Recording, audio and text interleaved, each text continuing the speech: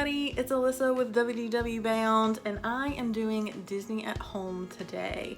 I'm sure you're all missing the parks just as much as I am because of all this quarantine stuff. We can't go anywhere or do anything, but there's one thing that we can do is stay home and bake cookies. So I thought I would share with you guys. I'm sure you've seen it on Facebook and Instagram and all that kind of stuff where everybody's recreating the Jack Jack cookie num nums that you can find in the parks. So that is what I'm doing today. I am baking some cookies. So I wanted to show you the process kind of from start to finish, the ingredients, all that kind of stuff, and what we used or what I used baking it, and the finished product. So that way if you want to try it in your home, you can, to get a little bit of Disney magic at home.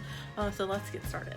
So the recipe that I'm using is through Disney Food Blog, but this is just kind of a reiteration of the recipe that was originally posted on Instagram, and she just kind of put it in a little bit better of a format. So you can just do a quick Google and find that, but these are the basic recipe ingredients. It's butter, brown sugar, egg, regular white sugar, an additional egg yolk, so you'll have to separate an egg, some sea salt, vanilla extract, baking soda, flour, and chocolate chips. And I'll show you what that looks like because I'm going to set out all my ingredients. That way it's easier to incorporate, and that way I'm not digging through my cabinets and all that kind of stuff. It's good to be organized, right? Alright, so one of the first things that you'll want to do is brown your butter. So the recipe calls for 2 sticks of just regular salted butter, and you want to cook this with a medium-sized saucepan is what I used. It's got a copper bottom, so it's got a little bit more even distribution of heat, and you're just going to plop both of your sticks of butter into your pan. Throw that away. Second stick, number 1, and then number 2. Stick both of those in the saucepan. So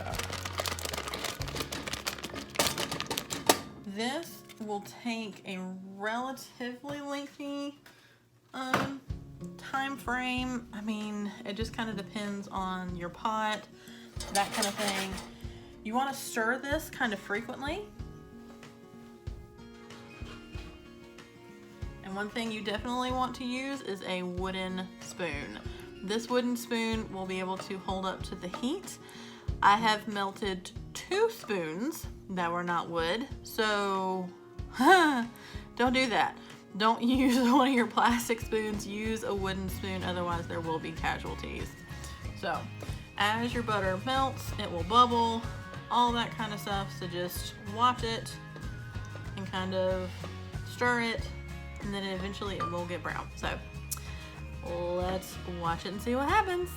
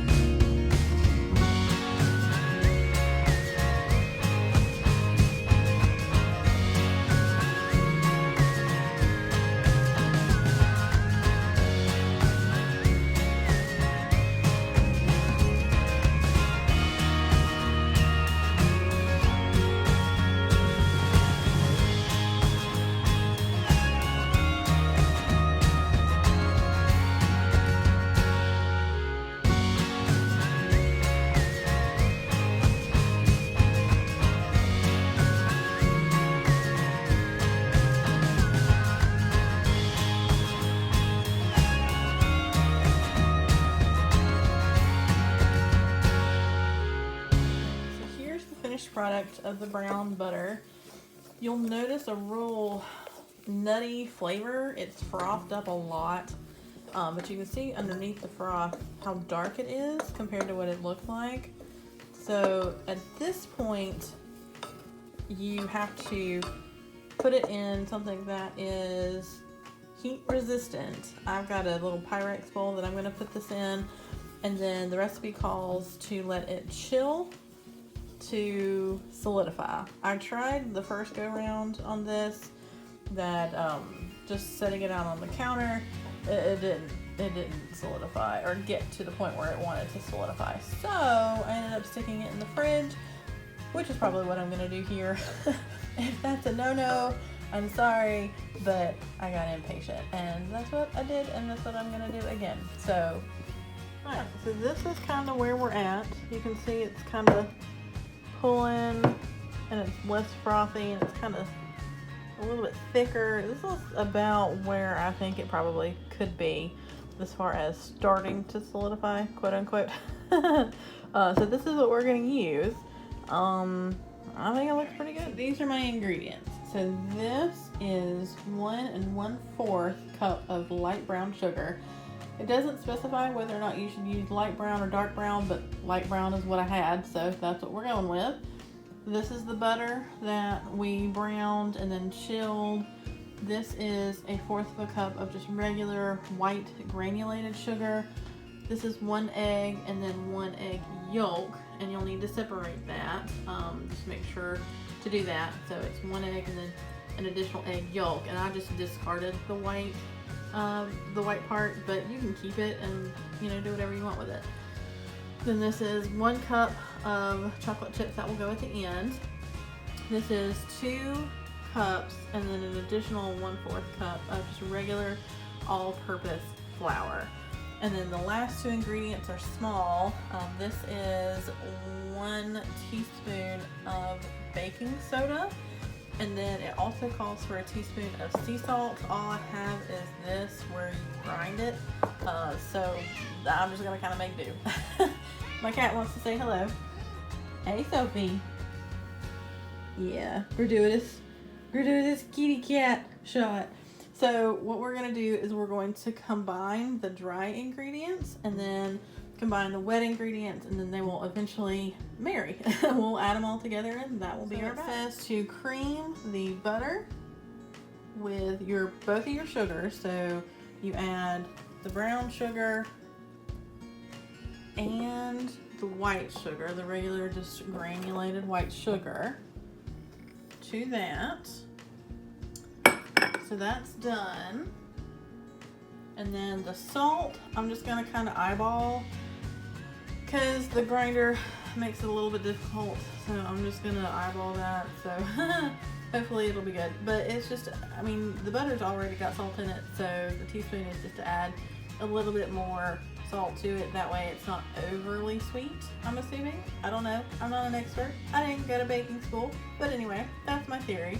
So I'm gonna add that. Last time I used my KitchenAid mixer, and I'm not sure if it creamed as well as it wanted it to cream, because the next step of the recipe says to cream it until light and fluffy. So it didn't really get light and fluffy. Like, it combined, it creamed, and all that kind of stuff, but it didn't actually get as fluffy as what I would consider fluffy. So this time around, I'm gonna try my little hand mixer, and we'll see what happens. Alright, so this is gonna be where I cream everything together. So we'll see. We'll start it out low.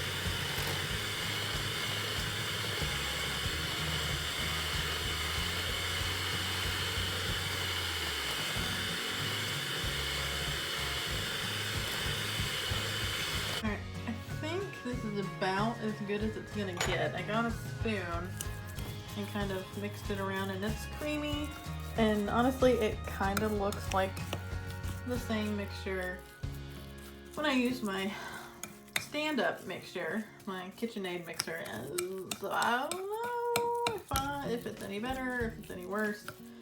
We'll see. Alright, so now I'm supposed to mix in the egg and the egg yolk. So if you can see, I've just combined it in the same bowl. So that's one egg and then one egg yolk. And then vanilla. Forgot the vanilla. Vanilla extract is what I'm using. So I'm just gonna eyeball it because I don't want to get another measuring thing out, and it's still gonna taste good. That's probably a teaspoon. Who cares?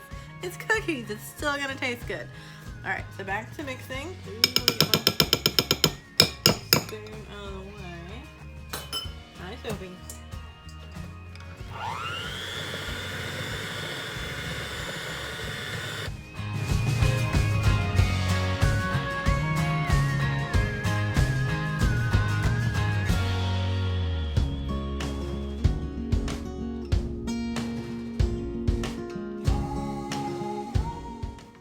So I think I had a bad judgment call with this bowl because now I have to add the dry ingredients in this, and this bowl is entirely too small. So I think I'm going to switch back over to my standing mixer. Doesn't that look good? I'll get this out of the way. And then to this, see, there's the beginnings of the dough. You're going to add all your dry ingredients. So what I went ahead and did was my 2 1/4 cups of flour, all-purpose. I went ahead and added the baking soda. So I'm going to very slowly add this to the bowl in the mixing. I'm going to do it about 1/2 of a cup of flour at a time, because if you put the whole thing in, it's going to get everywhere. So that's what we're going to do.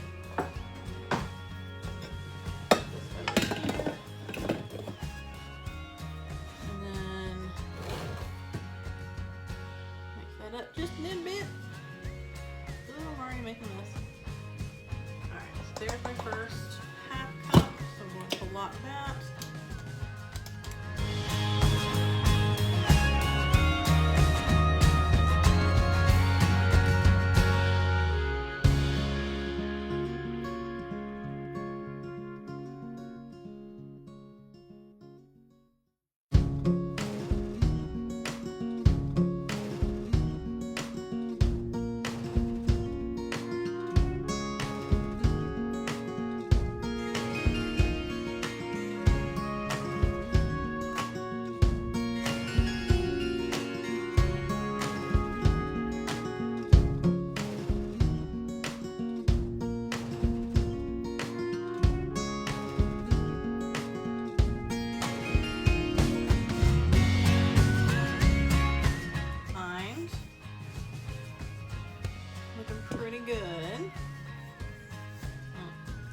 See it real well. But now I'm going to add the chocolate chips, my 1 cup of chocolate chips. FYI, the regular standard semi-sweet is what I'm using, and a bag, just a regular bag of the semi-sweet chocolates is almost exactly 2 cups. So you can make 2 bags or 2 batches of Jack Jack cookies with the 1 bag of chocolate chips.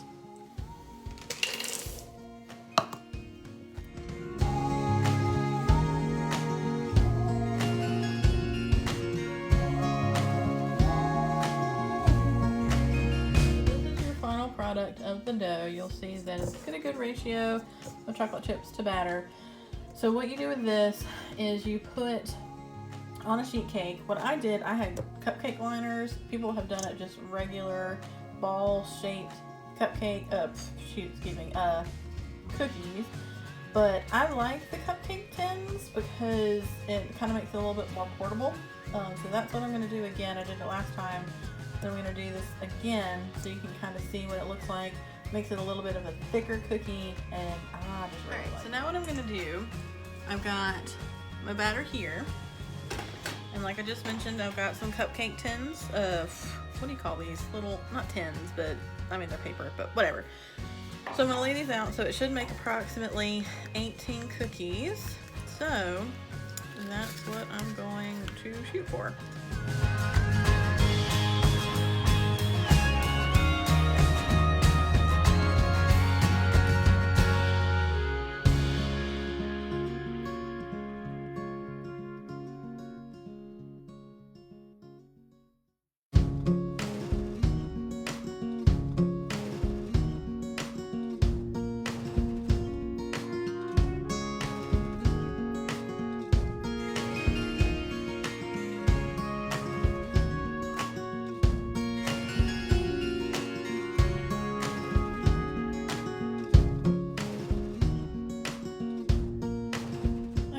so this is actually 19.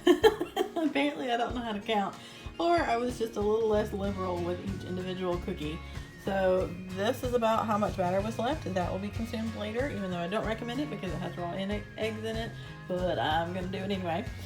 So the recipe calls to have this chilled for at least an hour, if not overnight. So I don't have the patience for chilling it forever overnight, so I'm gonna let this go in the fridge for an hour and then we'll bake. Right, so I have officially put the cookies in the oven. I set the oven to 350 and I've set a timer for 10 minutes, so we will see what happens. So this is what they look like after 10 minutes. I think I'm gonna let them keep cooking for a little bit longer. I think they cooked for like 15 minutes last time, so I'm gonna give it another 5 minutes and see if they puff up any. All right, so this is the finished product, 19 cookies. You'll see that, like, they're not typical, you know, like when you have a regular cookie, you can kind of see that they're browning on the edges. Well, these don't do that. When you put them in the little cupcake liners, you'll see little brown places right there. That's kind of an indicator that they're done. So I pulled it out of the oven and I'm gonna let them cool. They probably will sink, just because they'll deflate a little bit. And then once they've done that, they are cool enough. So here's the finished product. As you can see, it sunk down a little bit. So let's try it. Here we go. Oh yeah, 15 minutes is about right. See the inside? A little gooey. Oh yeah.